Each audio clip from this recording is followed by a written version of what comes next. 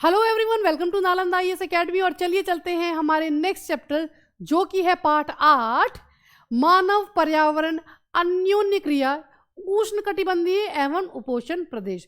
तो हम यहाँ पर क्या देखेंगे कि जो उष्णकटिबंधीय प्रदेश हैं, जो उपोष्ण प्रदेश है, वहाँ लोग कैसे रहते हैं, किस तरह का जीवन व्यतीत कर रहे हैं और उनसे जुड़ी सारी बातें यहाँ पर हम देखेंगे। तो ये ना यहाँ चैप्टर जो शुरू कर रहे हैं बहुत अच्छे से कर रहे हैं। कैसे? रेणुका बहुत उत्साहित थी। क्यों?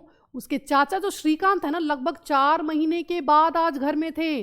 वो है क्या? तो वो एक वन्य जीव फोटोग्राफर हैं और बहुत यात्राएं करते हैं। बहुत छोटी उम्र से ही रेणुका की रुचि जो है वो वन्य जीव और वनों में थी, जब उनके चाचा ने प्रकृति संबंधी पुस्तकों से उसका परिचय कराया था।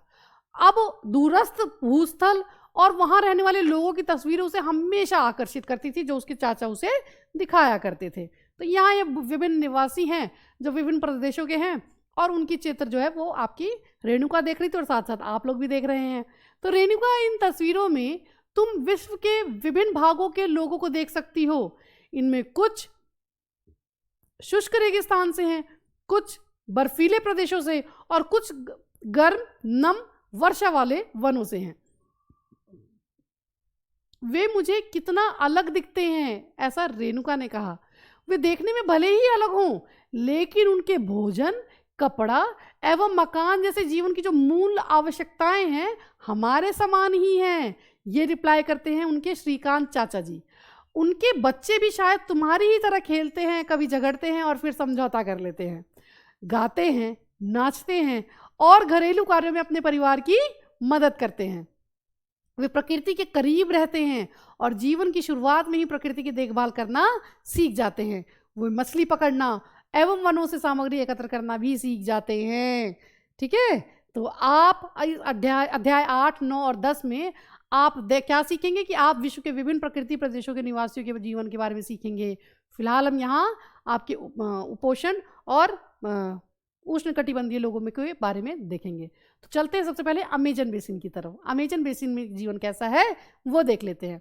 तो यहाँ सबसे पहले क्या है कि जब स्पेन के अन्वेषकों ने इस नदी की खोज की, इस अमेजन की नदी की बात हो रही है कि जब स्पेन के अन्वेषकों ने इस नदी की खोज की, तब सिर पर सुरक्षा कवर, हेडगियर एवं घास के स्कर्ट पहने कुछ स्थानीय आदिवासियों ने उन पर आक्रमण कर दिया। इन आक्रमणकारियों ने उन्हें प्राचीन रोमन साम्राज्य के अमेजोन्स नामक महिला योद्धाओं के आक्रामक समूह की याद दिला दी और इसीलिए उन्होंने इसका नाम क्या रखा? अमेजन रखा। ठीक है, तो यहां से आपको पता चलता है कि अमेजन नाम कैसे पड़ा है।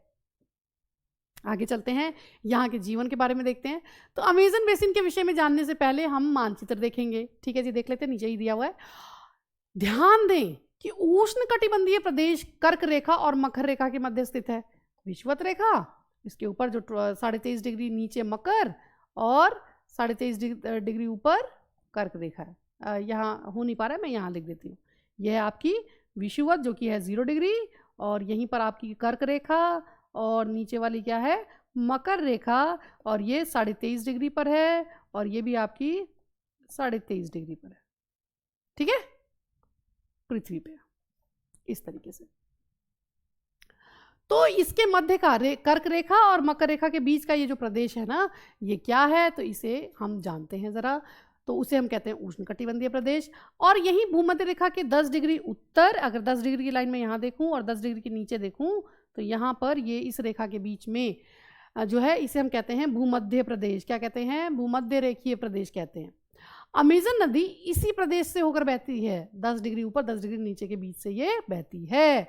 और ध्यान दें, यह पश्चिम में पर्वतों से निकलकर पूर्व में अंध महासागर में कैसे पहुंचती है ना? 10 डिग्री यहाँ 10 डिग्री यहाँ, इनके बीच से ये इस तरह से बह रही है। ये इसकी सारी सहायक नदियां हैं।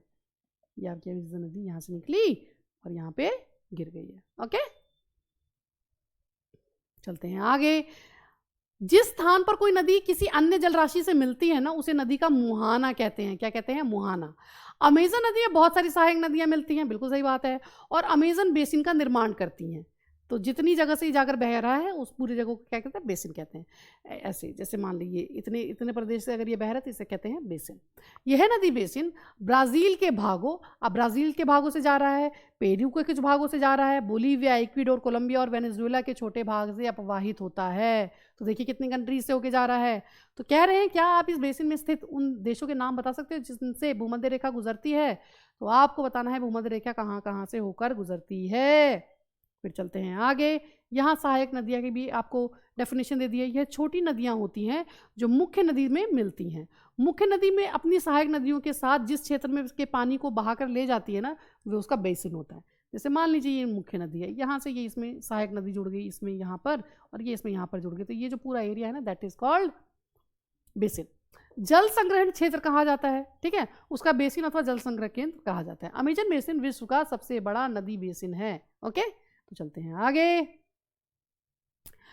अब यहाँ की जलवायु कैसी है? तो देखो आप जानते हो अमेजन बेसिन जो है भूमध्य रेखा के आसपास फैला हुआ है, बिल्कुल सही बात है। और पूरे वर्ष यहाँ, अब क्योंकि आपको पता है कि 0 डिग्री के पास तो हमेशा ही गर्मी रहती है, तो वहाँ गर्म और नम जलवायु रहती है। यहाँ का मौसम दिन एवं रात दोनों ही समय लगभग समान रूप से गर्म और आर्द्र रहता है। शरीर में ना चिपचिपाहट महसूस होती है यहाँ पर। इस प्रदेश में लगभग प्रतिदिन वर्षा होती है और वह भी बिना किसी पूर्व चेतावनी के। दिन का तापमान उच्च रहता है और आर्द्रता अति उच्च होती है। रात के समय तापमान कम हो जाता है लेकिन आर्द्रता वैसी ही रहती है, ठीक है। तो ये इस प्रदेश की खास बात है। चलते हैं वर्षा वन की तरफ।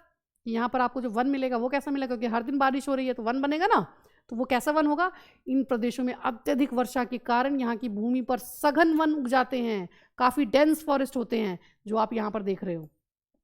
ओके, वन इतने सघन होते हैं कि पत्तियों और शाखाओं से छत बन जाती है, जिसके कारण सूर्य का जो प्रकाश है वो नीचे धरातल तक नहीं पहुंच पाता। अब जब जहाँ पर सूर्य का प्रकाश ही नहीं होगा तो नीचे ज़मीन कैसी हो जाएगी? दलदली सी हो जाएगी। तो यहाँ की भूमि प्रकाश रहित एवं नम बन जाती है। यहाँ केवल वही वनस्पति पनप पाती है जिसमें छाया में बढ़ने की क्षमता हो, और परजीवी पौधों जो दूसरों के ऊपर डिपेंडेंट होते हैं के रूप में यहाँ ऑर्किड और ब्रोमिलाइड पैदा होते हैं, ठीक है जी। वर्षा वन में जो अगर हम प्राणी जात की बात करें तो प्रचुरता मिलेगी। मिलता क्या क्या है? जैसे ये टुक्कन है ना, टूकन, गुंजन पक्षी, रंगीन पक्षी और रंगीन पंखों वाला पक्षी एवं भोजन के लिए बड़ी चोंच वाले विभिन्न प्रकार के पक्षी जो भारत में पाए जाने वाले सामान्य पक्षियों से बिल्कुल भिन्न होते हैं, वो आपको यहाँ पर मिलेंगे, यहाँ पाए जाते हैं। प्राणियों की अगर हम बात करें तो बंदर, स्लॉथ, चींटी खाने वाले टैपीर, ये रहा टैपीर आपका, भी पाए जाते हैं। सांप और सरीसृप की भी बहुत सी प्रजातियां आपको यहाँ पर इन वनों में दिखाई देगी। मगर यानी मगरमच्छ, सांप, अजगर, एनाकोंडा, बोआ की मतलब इस तरह की भी जानवरों की बहुत सी प्रजातियां आपको यहाँ पर दिखाई देगी। इसके अतिरिक्त यहाँ पर हजारों कीड़े मकोड़े भी इस बेसिन में निवास करते हैं। मांस खाने वाली जो पिरान्या मत्स्य होते हैं, पिरान्या मछली जो होती है, समेत मछलियों की भी विभिन्न प्रजातियां आपको अमेजन नदी में पाई जाएंगी, मतलब मिलती हैं। इस प्रकार जीवों की विविधता तो आप देख सकते हो यहाँ पर आपको कितनी ज़्यादा असाधारण रूप से देखने को मिलती है। और हम ये भी कह सकते हैं कि ये काफ़ी समृद्ध है आपके जीव जंतुओं के मामले में, ठीक है। ओके, तो यहाँ एक ब्रोमिलाइट के बारे में बताया गया। ब्रोमिलाइट क्या है? एक विशेष प्रकार का पौधा है जो अपनी पत्तियों में जल को संचित करता है, और मेंढक जैसे प्राणी इन जल के पॉकेट का उपयोग अंडा देने के लिए करते हैं, ठीक है। तो इसलिए ब्रोमिलाइट को आप थोड़ा ध्यान से देख लें।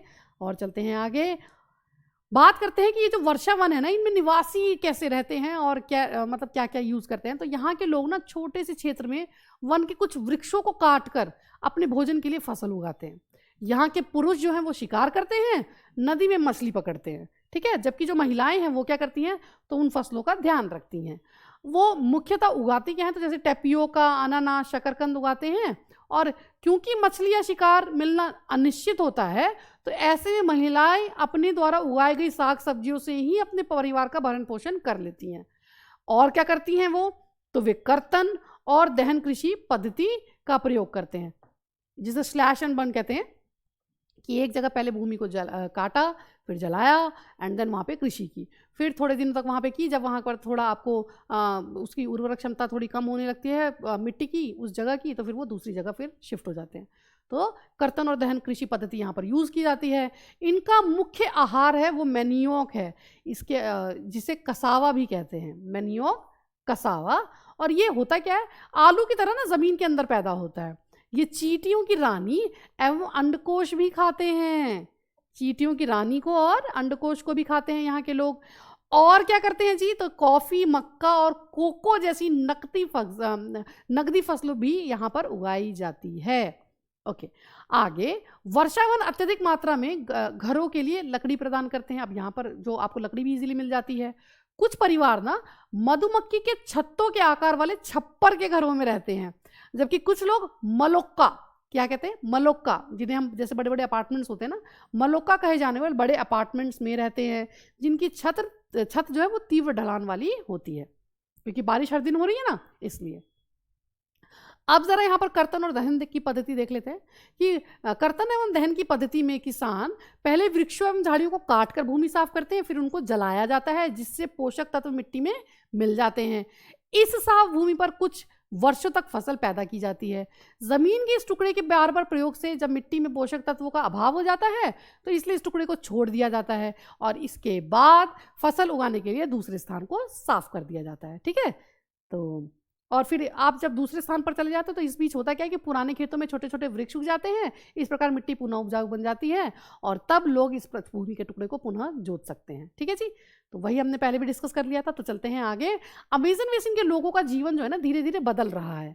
पुराने समय में वन के अंदर पहुंचने के लिए नदी मार्ग ही एकमात्र उपाय था।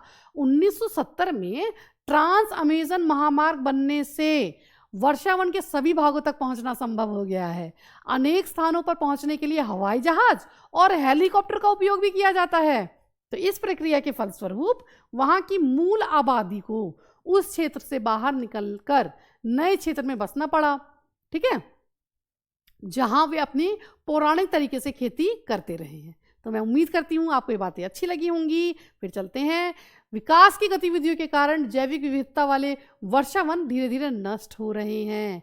ऐसा अनुमान है कि हर साल अमेज़न बेसिन के वर्षावन का बड़ा भाग लुप्त हो रहा है। आप देख सकते हो कि वर्षावनों के लुप्त होने से व्यापक प्रभाव होता है। वर्षा के कारण मिट्टी की ऊपरी परत जो है ना वो बह जाती है और सघन वन बंजर भूमि में बदल जाते हैं।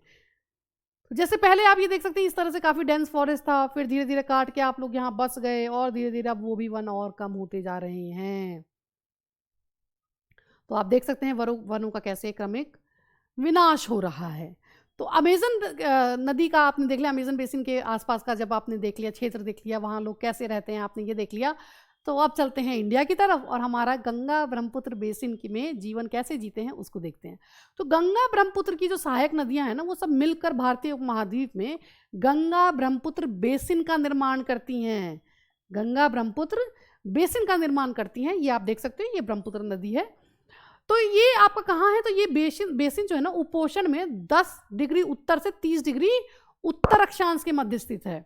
ठीक है, ये विषुवत रेखा, ये 10 डिग्री उत्तर और 10 से लेके मान लीजिए यहाँ पर 30 है, तो ये 30 डिग्री तक आपका यहाँ इस बीच में आपका क्या है, गंगा ब्रह्मपुत्र बेसिन है। और घाघरा, इसकी जो सहायक नदियां हैं, घाघरा, सोन, चंबल, गंडक, कोसी जैसी गंगा की सहायक नदियां और ब्रह्मपुत्र की जो सहायक नदियां हैं इसमें अपवाहित होती हैं। कह रहे हैं कि एटलस की सहायता से आप क्या करो कि ब्रह्मपुत्र के कुछ सहायक नदियों के नाम बताओ।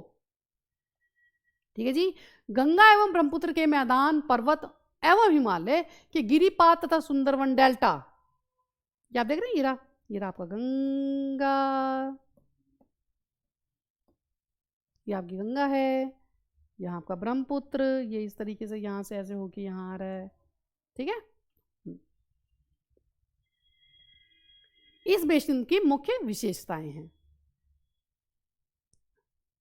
हम यहाँ थे गंगा एवं ब्रह्मपुत्र के मैदान, पर्वत और हिमालय के गिरिपाद तथा सुंदरवन डेल्टा इसकी मुख्य विशेषताएं हैं। ठीक है, चलते हैं आगे।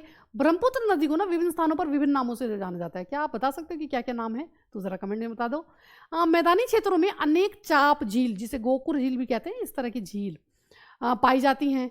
यहाँ की जलवायु मुख्यतः मानसूनी है। बारिश के मौसम में जो पानी यहाँ पर बहुत ज़्यादा आता है, हाँ, तो बारिश के मौसम से ही वहाँ पर जो खेती वेती होती है, तो इस तरीके से मॉनसून की जो हवाएं यहाँ पर बारिश लेके आती हैं। तो मॉनसून में मध्य जून से मध्य सितंबर के बीच वर्षा होती है। ग्रीष्म ऋतु में गर्मी और शीत ऋतु में ठंड होती है। ठीक है, अब अगर आप भारत का मानचित्र देखो तो कह रहे हैं उन राज्यों के नाम बताओ जहां से गंगा ब्रह्मपुत्र बेसिन स्थित है, आपको ये बताना है। ठीक है,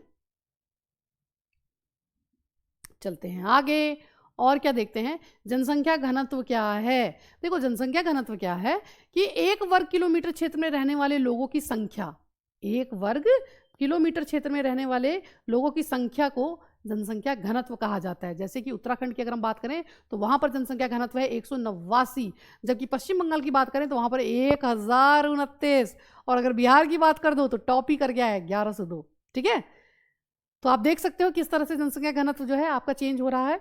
तो ये क्यों हो रहा है, इसका रीजन देख लेते हैं। बेसिन क्षेत्र में क्या होता है, विभिन्न प्रकार की स्थलाकृति आपको देखने को मिलती है। जनसंख्या का जो वितरण है उसमें भी पर्यावरण की प्रमुख भूमिका होती है। जो तीव्र ढाल वाले आपके जो पर्वतीय क्षेत्र हैं बसने के लिए तो अनुकूल होते नहीं है, प्रतिकूल है। और जो गंगा ब्रह्मपुत्र बेसिन के पर्वतीय क्षेत्र हैं तो वहां पर कम लोग रहते हैं, इसलिए वही मानव का प्रवास कहाँ होगा, तो मानव के प्रवास के लिए मैदानी क्षेत्र काफी उपयुक्त होता है। तो इसीलिए यहाँ पर जनसंख्या का घनत्व भी बहुत अधिक होगा।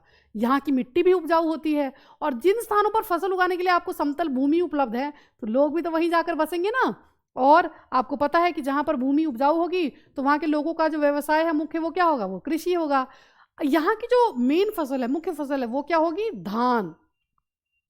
अब चूंकि धान की खेती के लिए यहाँ पर पर्याप्त जल की आवश्यकता भी होती है, और यह उसी क्षेत्र में उगाया जाता है जहाँ अधिक वर्षा हो। तो यहाँ उगाई जाने वाली जो अन्य फसलें हैं ना, जैसे ठीक है धान तो हम उगाते ही हैं इस क्षेत्र में, गेहूं, मक्का, ज्वार, चना, बाजरा भी यहाँ पर उगाया जाता है। गन्ना और जूट जैसी नगदी फसलें भी उगाई जाती हैं। तो मैदान के कुछ क्षेत्रों में केले के आपको बागान भी देखने को मिलते हैं। पश्चिम बंगाल और असम की अगर हम बात करें तो वहां पर आपको चाय के बागान देखने को मिलते हैं, है ना। बिहार और असम में आपको कुछ भागों में सिल्क के कीड़ों का संवर्धन कर सिल्क का उत्पादन भी किया जाता है। और वहीं अगर जहां पर मंद ढलान वाले पर्वत और पहाड़ियां हैं तो वहां पर क्या करते हैं, तो वेदिकाओं में फसलें उगाई जाती हैं। ठीक है, आपके जो विभिन्न भू आकृतियों के अनुसार वनस्पति में भी विभिन्नता पाई जाती है। जैसे गंगा ब्रह्मपुत्र के जो मैदान है ना में वहां पर आपको क्या मिलेगा, सागवान, साखू और पीपल के साथ साथ उष्ण कटिबंधीय पर्णपाती पेड़ भी मिलते हैं।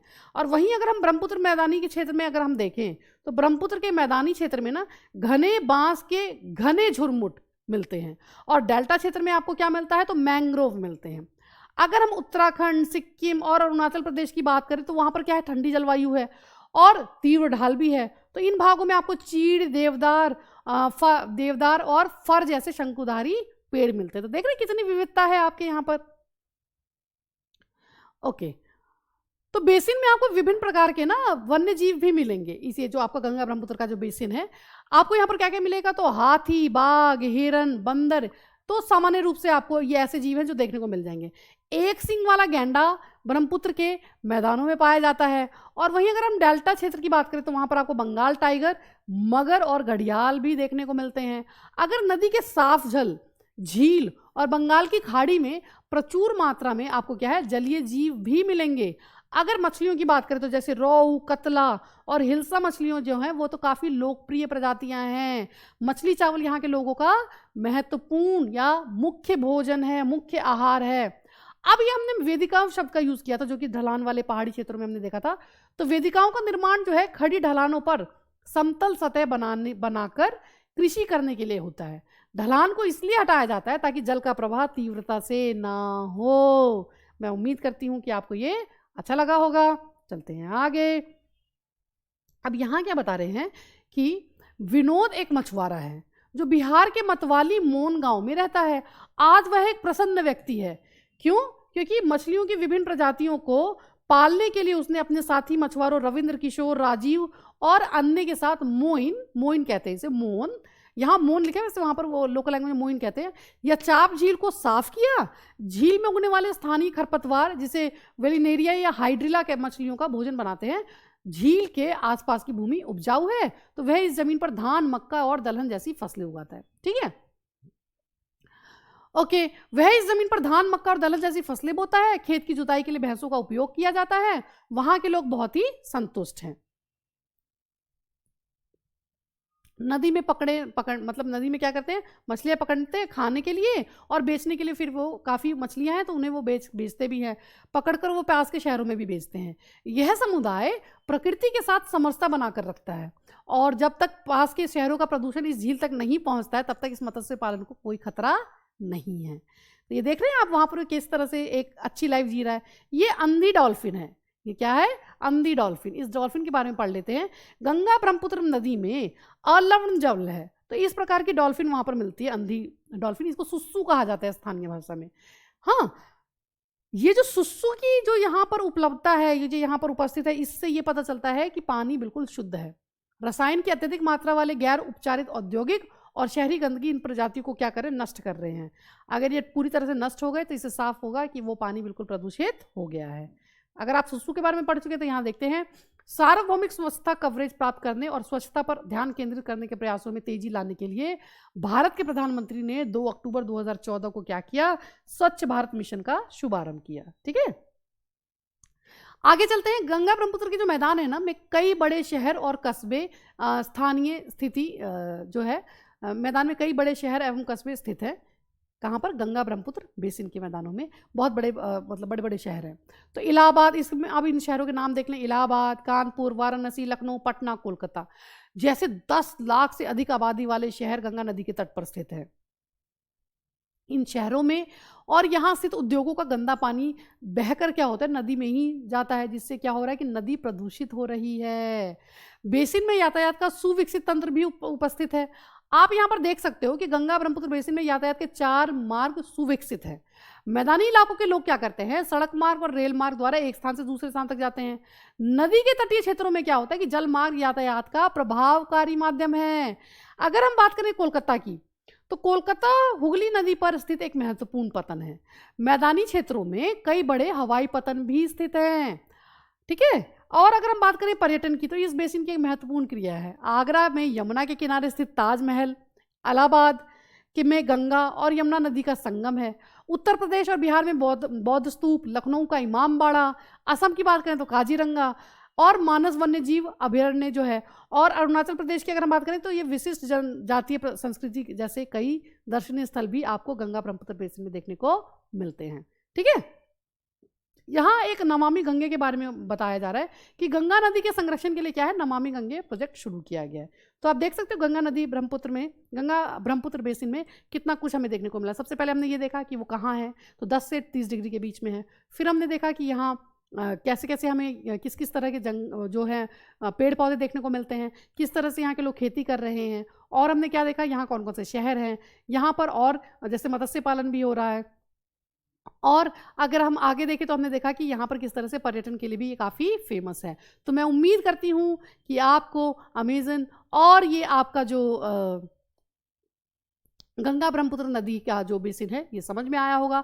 अगर आपको समझ में आया तो इन क्वेश्चन को ज़रूर सॉल्व करें। मिलते हैं नेक्स्ट वीडियो में नए चैप्टर के साथ, तब तक के लिए टेक केयर, बाय बाय।